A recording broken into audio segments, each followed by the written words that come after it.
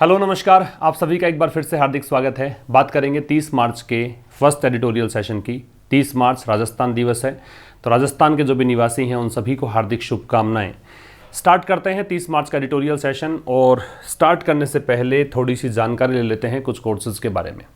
ये जो ग्रामर का कोर्स है, यहाँ पर अभी टाइम और टेंस हम डिस्कस कर रहे हैं। इससे पहले कुछ शायद 9 टॉपिक्स डिस्कस कर चुके हैं। टॉपिक नंबर 10 ये चल रहा है, मीन्स कोर्स कंप्लीशन की ओर है। अब जल्द ही ये कोर्स 2-3 टॉपिक्स और हैं, फिर ये कोर्स कंप्लीट हो जाएगा। यहाँ पर वोकेबलरी भी हम डिस्कस करते हैं, ग्रामर भी डिस्कस करते हैं, और जो भी सेशंस होते हैं वो सब डिजिटल बोर्ड पर ही प्रोवाइड करवाए जा रहे हैं। PDF इसका मिलता है, तो बहुत ही स्पेशल अपने आप में एक कोर्स है, एक अलग प्रकार से डिज़ाइन किया गया कोर्स है। यहाँ जो कोर्स आपको बाई करना है, इसके लिए आपको ये एप्लीकेशन डाउनलोड करना पड़ेगा। इस एप्लीकेशन को डाउनलोड करने के बाद यहाँ पर आपको और भी कुछ कोर्सेज नज़र आएंगे कुछ इस तरीके से। जैसे ही आप ये कोर्सेज अगर बात करें स्पेशल इन कोर्सेज की, तो सबसे पहले क्लोज टेस्ट और पैराजंबल की हम बात करें तो यहाँ क्लोज टेस्ट और पैराजंबल न्यूज़पेपर से बनाकर आपको प्रोवाइड करवाए जाते हैं। PDF मिलता है, वीडियो सॉल्यूशन मिलता है। इसके अतिरिक्त कुछ ई-बुक्स भी है यहाँ पर, जिसमें वोकेबलरी ई-बुक उपलब्ध हैं। अब बात करें ये वाले बैच की, तो ये वाला बैच वेंसडे से स्टार्ट करते हैं, हर वेंसडे को स्टार्ट होता है, ठीक है। यहाँ 2 एडिटोरियल्स पर डे मिलते हैं आपको, तो कल से स्टार्ट हो जाएगा बैच। ये 2 एडिटोरियल्स पर डे आपको मिलेंगे यहाँ पर। इनमें से एक एडिटोरियल जो शाम को 5 बजे आप देख रहे हैं यूट्यूब पर, यही होता है, लेकिन दूसरा एडिटोरियल एक और एक्स्ट्रा मिलेगा। दोनों का PDF यहाँ पर उपलब्ध होगा। दूसरा एडिटोरियल याद रखें, बोर्ड पर प्रोवाइड नहीं करवाया जाता है, मोबाइल स्क्रीन पर आपको नजर आएगा, लेकिन हमें अगर पढ़ने से मतलब है तो कोई खास बात है नहीं है। अगर हम बात करें इस पहले एडिटोरियल की, तो पहला एडिटोरियल का टाइटल है पीसफुल स्टार्ट। ये जो चुनाव होने वाले हैं, चुनाव हो रहे हैं वेस्ट बंगाल में और असम में, उनके बारे में आर्टिकल है, एक पॉलिटिकल आर्टिकल है। आइए स्टार्ट करते हैं, एंड तक देखिएगा। हर एक वोकैब को, इंपॉर्टेंट जो वोकैब हैं उन सबको मैंने हाईलाइट किया है, उन सबको नोट करते चलना। ट्रांसलेशन कैसे किया जाता है वो आर्ट आप मेरे साथ सीखते हैं। आप कैसे किसी चीज़ के अंदर ग्रामर को निकाल सकते हैं, ग्रामर रटने की आवश्यकता क्यों नहीं होती है, ये सब कुछ आप सीखते हैं मेरे साथ। तो एंड तक बने रहिए। देखिए स्टार्ट करते हैं। शेयर ज़रूर कर दीजिएगा अपने दोस्तों के साथ। पीसफुल स्टार्ट का मतलब क्या है? देखो, पार्ट्स ऑफ स्पीच की अगर बात करेंगे पीसफुल स्टार्ट में, तो स्टार्ट तो हो गया है नाउन। क्या है? नाउन। और पीसफुल क्या है? एडजेक्टिव। तो स्टार्ट को मॉडिफाई कर रहा है ये। और वैसे भी याद रखें कि फुल एंडिंग जो वर्ड्स होते हैं वो जनरली एडजेक्टिव्स होते हैं, जैसे कि हार्मफुल है, कलरफुल है, ब्यूटीफुल है ना, ये सब एडजेक्टिव्स हैं। तो शांतिपूर्ण प्रारंभ, ये इसका ट्रांसलेशन हुआ। आगे बात करें, द फर्स्ट फेज मतलब पहला चरण। जो भी अंडरलाइंड पार्ट है, रेड कलर में है, ये सब सब्जेक्ट हैं। जो नए बच्चे हैं वो समझ लें इस बात को। जो अंडरलाइन पार्ट है और जो रेड कलर में नजर आ रहा है वो सब सब्जेक्ट्स हैं। इसकी वर्ब मैं बता दूंगा। तो पहला जो चरण है किसका? पोलिंग का, चुनाव का। किस में? वेस्ट बंगाल और असम में। ऑन सैटरडे कब की बात है? सैटरडे की बात है। विटनेस्ड, ये इसकी वर्ब है। विटनेस का मतलब है, मतलब कह सकते हो कि इसने सामना किया है, इसने एक्सपीरियंस किया है, ठीक है। विटनेस का मतलब ये साक्षी बना है। तो जो पहला फेज हुआ है चुनाव का वेस्ट बंगाल और असम में सैटरडे को, इसने विटनेस किया एन इंप्रेसिव टर्नआउट। टर्नआउट तो हो गया है नाउन, क्योंकि एन लगा हुआ है। जब भी आप आर्टिकल देखें तो आर्टिकल के बाद देखें कि कितने शब्द दे रखे हैं आपको। अगर 2 शब्द हैं तो मानकर चलें कि दूसरा शब्द नाउन होगा, पहला शब्द एडजेक्टिव होगा। तो ये जो शब्द है ये नाउन है और ये एडजेक्टिव है। इसका मतलब है अटेंडेंस, उपस्थिति। लिख लीजिएगा, टर्नआउट से मतलब क्या है? उपस्थिति, अटेंडेंस। तो जो पहला फेज हुआ पोलिंग का वेस्ट बंगाल और असम में सैटरडे को, ये देखो सैटरडे की ही बात कर रहे हैं इसलिए ऑन आ रहा है। सैटरडे से लेकर आज तक की बात हम करते तो सिंस लगाते। तो इसने विटनेस किया एक काफ़ी प्रभावशाली, काफ़ी शानदार अटेंडेंस, मतलब काफ़ी ज़्यादा वोटर्स यहाँ पे आए, ठीक है। इन सम कॉन्स्टिट्यूएंसीज, कॉन्स्टिट्यूएंसीज का मतलब होता है निर्वाचन क्षेत्र। सम एक ऐसा डिटर्मिनर है जो काउंटेबल अनकाउंटेबल दोनों में लगता है, और जब काउंटेबल में लगता है तो याद रखें कि प्लूरल नाउन का प्रयोग हम करते हैं। तो कुछ कॉन्स्टिट्यूएंसीज में, कुछ निर्वाचन क्षेत्रों में the turnout was well above 80%। Turnout जो था वो 80% से अधिक था, ठीक है। कुछ कॉन्स्टिट्यूएंसीज में जो टर्नआउट था वो 80% से अधिक था। ये इसका ट्रांसलेशन है। टर्नआउट सब्जेक्ट था, इसकी वर्ब वॉज है। कहने का मतलब उपस्थिति जो थी वोटर्स की वो 80% से अधिक थी। इन असम, असम की अगर बात करें तो 47 असेंबली कॉन्स्टिट्यूएंसीज, तो यहाँ पे 47 विधानसभा निर्वाचन क्षेत्र। एंड इन वेस्ट बंगाल, और अगर पश्चिम बंगाल की बात करें तो 30 विधानसभा क्षेत्र जो हैं वहां पर यहाँ पे वेंट टू द पोल्स का मतलब इन निर्वाचन क्षेत्रों में चुनाव हुए, इतनी सीटों पर चुनाव हुए, ठीक है। असम में तो कितनी सीटें, 47। वेस्ट बंगाल में कितनी सीटें, 30, विद टर्नआउट्स ऑफ। अब यहां टर्नआउट कितना रहा, तो पहले तो देखो रेस्पेक्टिवली लगा रखा है लास्ट में, समझें। रेस्पेक्टिवली का मतलब क्रमशः, जो पहले आया है उसका संबंध पहले वाले से है, जो बाद में आया उसका संबंध बाद वाले से है। तो यहाँ पे टर्नआउट्स कितने रहे, 79.97% तो रहा किसमें, असम में, क्योंकि पहले असम की बात आई थी। और वेस्ट बंगाल में कितना रहा, 84.63% रहा बंगाल में, ठीक है। इन 2016 में जब पर्टिकुलरली आप किसी डे की बात करते हो तो ऑन लगाते हैं, जैसे सैटरडे से पहले आपने ऑन देखा। जब आप किसी ईयर की बात करते हो, वर्ष की बात करते हो, तो वहां पे इन लगाते हैं। अगर आप 2016 से लेकर आज तक की बात करते हो तो सिंस लगता है यहाँ पे, ठीक वैसे ही वहां पे सैटरडे से लेकर अगर आज के दिन की बात करते हैं तो हम सिंस लगाते हैं, ठीक है। तो 2016 में द रूलिंग तृणमूल कांग्रेस, ये तो टीएमसी है, तृणमूल कांग्रेस, और ये चूंकि पार्टी का नाम है तो दे लगा हुआ है। रूलिंग का मतलब सत्ताधारी जो सत्ता में है फिलहाल, वेस्ट बंगाल में सरकार किसकी है, टीएमसी की है, इसलिए यहाँ पे कहा है द रूलिंग तृणमूल कांग्रेस। तो जो सत्ताधारी सरकार है टीएमसी, उसने क्या किया था 2016 में, 30 में से 26 सीटें जीती थी वेस्ट बंगाल में। तो यहाँ पे ये सब्जेक्ट हुआ, ये इसकी वर्ब हुई। इसका प्रोनाउंसिएशन वन नहीं होता है, वन, विन, वन याद रखें, ठीक है। In the tribal regions of Jangal Mahal, और ये ट्राइबल रीजन का मतलब हो गया ये एक जनजातीय क्षेत्र है, आदिवासी क्षेत्र है जंगल महल का, वहां पे कह रहा है कि 30 में से 26 सीट प्राप्त की थी 2016 में। अब ये कह रहा है कि अगर 2019 के लोकसभा इलेक्शंस की बात करें, ये तो विधानसभा इलेक्शंस की बात है, 2019 में हुए लोकसभा चुनाव, उनमें क्या रहा, the BJP made significant inroads into the region. ये जो है ना मेक इनरोड, ये सिग्निफिकेंट तो बहुत ज़्यादा, काफ़ी महत्वपूर्ण कह सकते हो। और मेक इनरोड इनटू, ये एक फ्रेज है, इसका मतलब नोट करना, इसका मतलब होता है मेक इनरोड इनटू से मतलब होता है प्रोग्रेस करना, ठीक है, एडवांस होना, आगे बढ़ना। तो इसमें इस क्षेत्र में बीजेपी ने प्रोग्रेस करी 2019 के लोकसभा चुनाव के अंदर। तो लोकसभा चुनाव में ये जो क्षेत्र था जंगल महल वाला, यहाँ पे प्रोग्रेस किसकी रही, और काफ़ी शानदार प्रोग्रेस है, सिग्निफिकेंट दे रखा है, सिग्निफिकेंट बहुत बड़ा, कंसिडरेबल कह सकते हो, यहाँ पे इसको आप कंसिडरेबल कह सकते हो। तो काफ़ी अच्छी प्रोग्रेस रही किसकी, बीजेपी की, ठीक है भाई। तो ये हो गया इसका ट्रांसलेशन, समझ में आएगी आपको, बहुत आसान सा है। आगे बढ़ें, देखो इन असम की अगर बात करें तो द रूलिंग बीजेपी, थोड़ा सा मैं इसको नीचे कर देता हूँ, हाँ देखो इन असम में अगर देखें तो द रूलिंग बीजेपी, जो सत्ताधारी बीजेपी है, असम में किसकी सरकार है, पहले से बीजेपी की है। इसने क्या किया, इसने 47 में से 35 सीटें जीती थी 2016 में, ठीक है। वेयर, जहां पर ट्राइबल कम्युनिटीज, ये जो है समुदाय है, कौन सा, जनजातीय जो ट्राइबल कम्युनिटीज हैं, एम्प्लॉयड, जो कि लगी हुई हैं, एम्प्लॉयड मतलब इनको रोजगार कहां से मिलता है, इनको रोजगार टी स्टेट से मिलता है, चाय के बगानों में काम करते हैं ये। Shifted from the Congress to the BJP in large numbers. अब ये जो ट्राइबल कम्युनिटीज है, देखो ये सब्जेक्ट था, इसकी वर्ब तो ये रही, और ये सब्जेक्ट है, इसकी वर्ब है वो आ गई शिफ्टेड। अब आप पूछोगे एम्प्लॉयड क्या है, एम्प्लॉयड यहाँ पे एडजेक्टिव काम करेगा, क्योंकि ये कौन सी जनजातियां जो कि टी स्टेट्स में लगी हैं वो जनजातियां, ठीक है। इन्होंने शिफ्ट किया, इन्होंने मतलब बदल लिया अपने वोट्स, पहले कांग्रेस को वोट दिया करते थे, अब बीजेपी की ओर ये आ गए और बहुत बड़ी संख्या में आ गए, लार्ज नंबर्स में आ गए, समझ में आ गया। The BJP is pulling out all the stops, ये एक फ्रेज है। Pull out all the stops का मतलब होता है सारे प्रयास कर लेना, सफल होने के लिए जो भी एफर्ट्स आप कर सकते हो वो सारे एफर्ट्स कर लेना, उसको बोलते हैं pull out all the stops, ठीक है। जितने भी प्रयास आप कर सकते हो सफल होने के लिए वो सभी प्रयास कर लेने को बोलते हैं pull out all the stops. तो बीजेपी यहाँ पे राजनीतिक पार्टी है, द का प्रयोग हो गया। तो बीजेपी जो है वो सभी प्रयास कर रही है, किसके लिए, टू रिटेन पावर।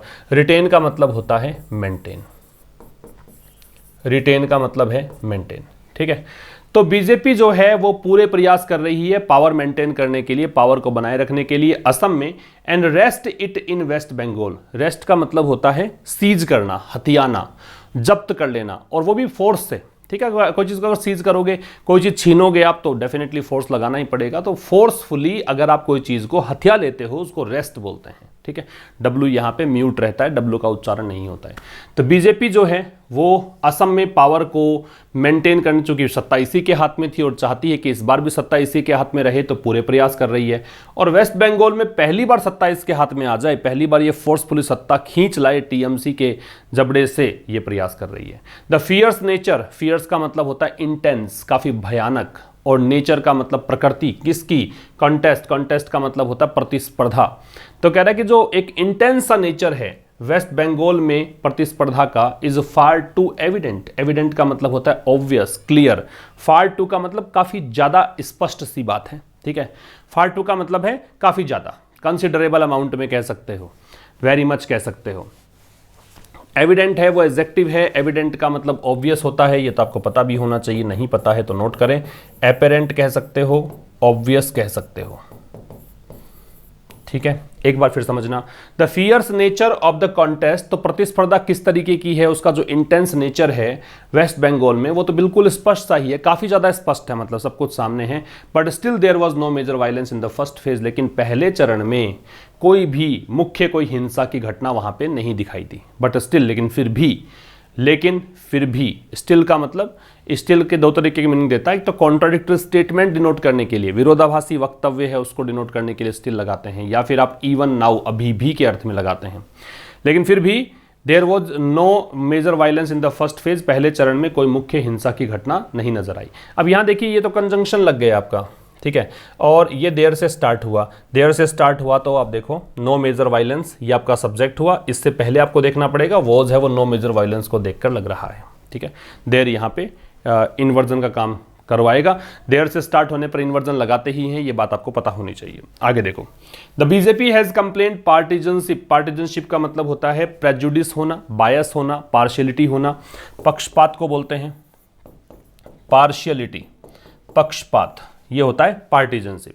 तो बीजेपी ने शिकायत करी है किसकी, पार्टीजनशिप की, पार्शियलिटी की, बाय द इलेक्शन कमीशन, चुनाव आयोग। बीजेपी ने शिकायत की है कि चुनाव आयोग यहाँ पे पक्षपात कर रहा है, ठीक है। इस बात की शिकायत बीजेपी ने की। बीजेपी सब्जेक्ट था, हैज इसकी हेल्पिंग वर्ब है, कंप्लेन इसकी मेन वर्ब। देखो बहुत आसान तरीके से हम इसको पढ़ रहे हैं, और इसी तरीके से आपको भी जब भी आर्टिकल पढ़ना हो इसी तरीके की अप्रोच अपनाएं। सब्जेक्ट निकालें, वर्ब देखने की कोशिश करें, जो भी इंपॉर्टेंट वर्ड्स है उसको एक नोटबुक में नोट करें, उसको डिक्शनरी में देखें, चाहे वो मोबाइल डिक्शनरी हो, चाहे वो हार्ड कॉपी आपके पास हो, उसमें देखते चलो। और जब भी नेक्स्ट सेशन में आओ, कभी भी नया एक चीज़ पढ़ना है तो उससे पहले वाला रिवाइज करो। बहुत आसान तरीका होता है ये, एक अप्रोच अगर अपनाएंगे, लंबा थोड़ा सा रिजल्ट निकलने में टाइम तो लगेगा, लेकिन बहुत अच्छे रिजल्ट्स आएंगे निकल कर। आगे देखो, union home minister Amit Shah, तो ये है केंद्रीय गृह मंत्री अमित शाह, हैज क्लेम्ड, ये सब्जेक्ट हो गया। इन्होंने दावा किया, क्या दावा किया, दैट की the BJP is set to, ये जो सेट टू है इसका मतलब लाइकली, संभावना है, इसका मतलब संभावना है। इन्होंने दावा किया है कि संभावना ये है कि बीजेपी 30 में से 26 सीटें प्राप्त कर लेगी इन वेस्ट बंगाल, पश्चिम बंगाल में, और असम में कितना, 47 में से 37 सीटें मिल जाएगी असम में, ठीक है। ये है बीजेपी के जो गृह मंत्री हैं अमित शाह, इनका दावा। इन्होंने दावा किया, अमित शाह सब्जेक्ट था, हैज हेल्पिंग वर्ब है, क्लेम्ड मैन वर्ब है, दैट कंजंक्शन है। इन्होंने दावा किया कि बीजेपी देखो राजनीतिक पार्टी है, तो दै का प्रयोग हो गया कि इसकी संभावना है 30 में से 26 सीटें इसको मिल जाएगी वेस्ट बंगाल में, और 47 में से 37 सीटें मिल जाएगी असम में, ये संभावना जाहिर की। The TMC has ridiculed the claim, ridicule का मतलब होता है स्कॉफ या मेक फन ऑफ, ठीक है। स्कॉफ कह सकते हो, जियर कह सकते हो, मतलब उपहास करना, मजाक उड़ाना। तो इस दावे का मजाक उड़ाया है टीएमसी ने। टीएमसी भी चूंकि राजनीतिक पार्टी है तो दै का प्रयोग है, दै टीएमसी लगा रखा है। तो टीएमसी ने जो दावा किया है, केंद्रीय गृह मंत्री ने इस दावे का मजाक उड़ाया है।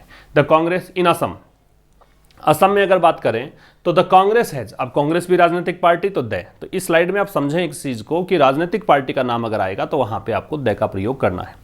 अब असम में क्या है, the Congress has claimed, Congress ने दावा किया है क्या, to have made major gains in the first phase. दावा ये किया है कि उन्होंने, हैव मेड ये परफेक्ट इन्फिनिटिव है, टू हैव के साथ फिर वर्ब की थर्ड फॉर्म है, वरना तो टू के साथ V0 लगाते हैं, जो सीधा सीधा अगर इन्फिनिटिव देखते हो तो टू के साथ V0 लगाते हैं, लेकिन ये परफेक्ट इन्फिनिटिव है। किसने ऐसा कर लिया है, तो कांग्रेस ने यहाँ पे दावा किया है कि इसने काफ़ी ज़्यादा बढ़त ले ली है, मेजर गेन्स मतलब काफ़ी प्रॉफिट यहाँ पे प्राप्त कर लिया है इन द फर्स्ट फेज, पहले चरण में।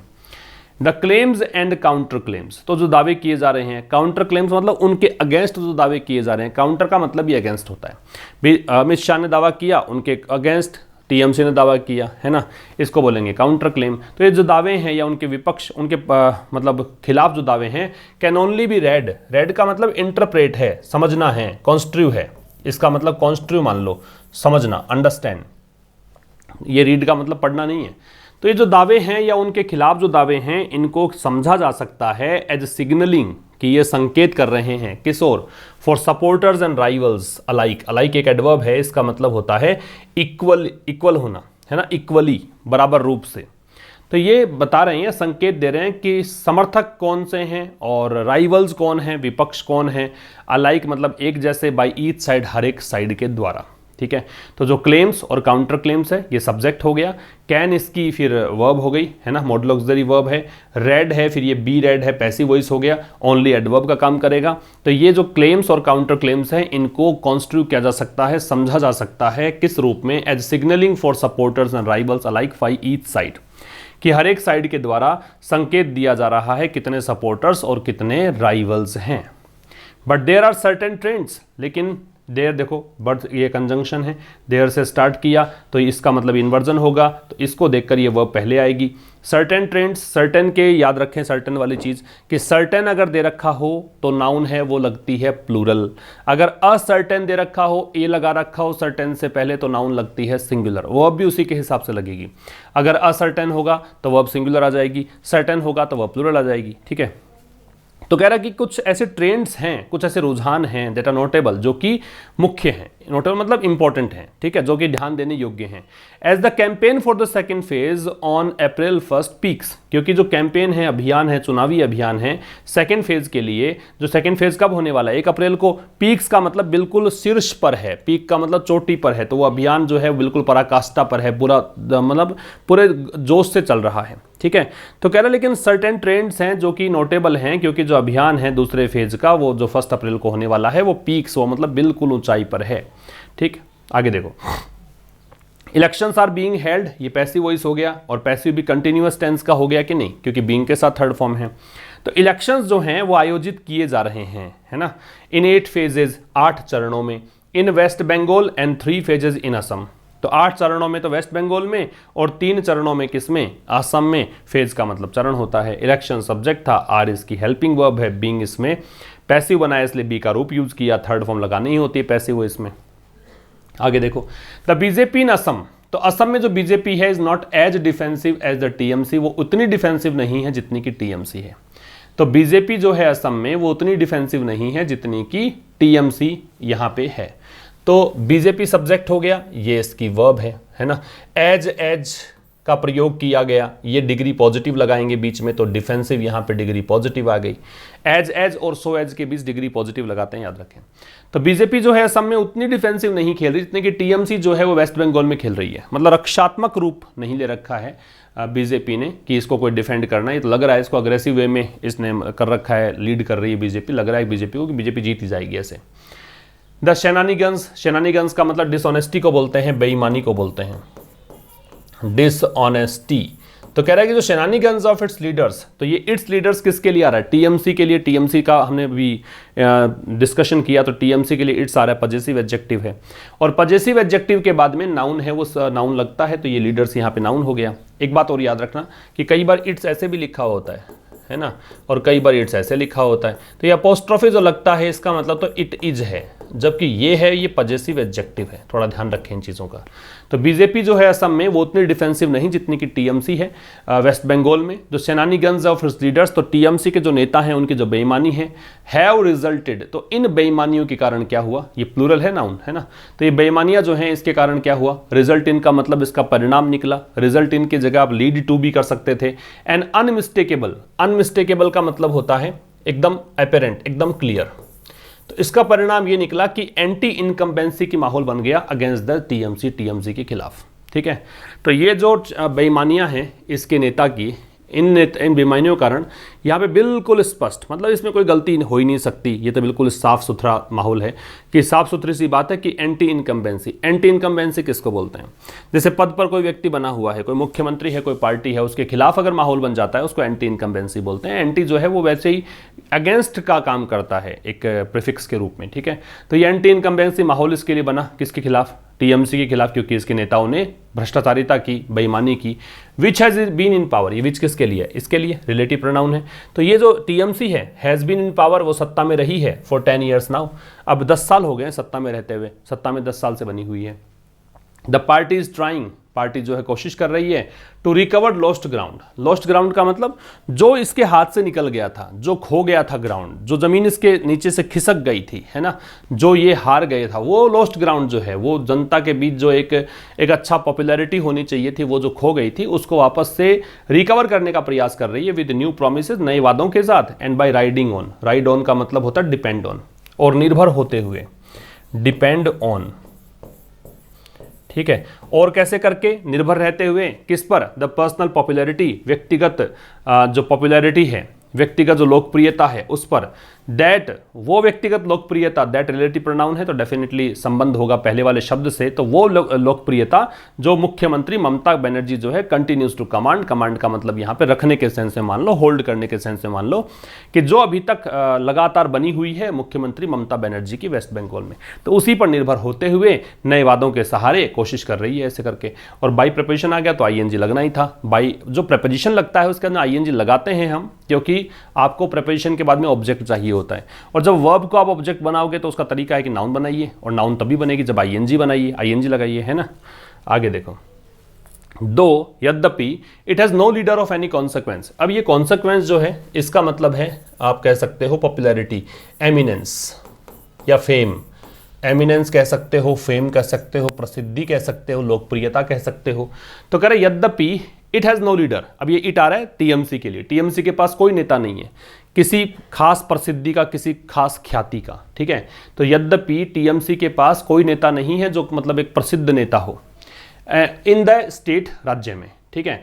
And its campaign is being spearheaded, spearhead का मतलब होता है लीड करना, अगुवाई करना, लिख लीजिएगा, बहुत अच्छा वर्ड है, बहुत इंपॉर्टेंट वर्ड है, लीड करना, अगुवाई करना, ठीक है। तो यद्यपि इसके पास कोई नेता नहीं है स्टेट में ख्याति का, फिर भी जो इसका कैंपेन है वो स्पीयर हेड किया जा रहा है by prime minister Narendra Modi and mister Shah, mister Narendra Modi और अमित शाह के द्वारा।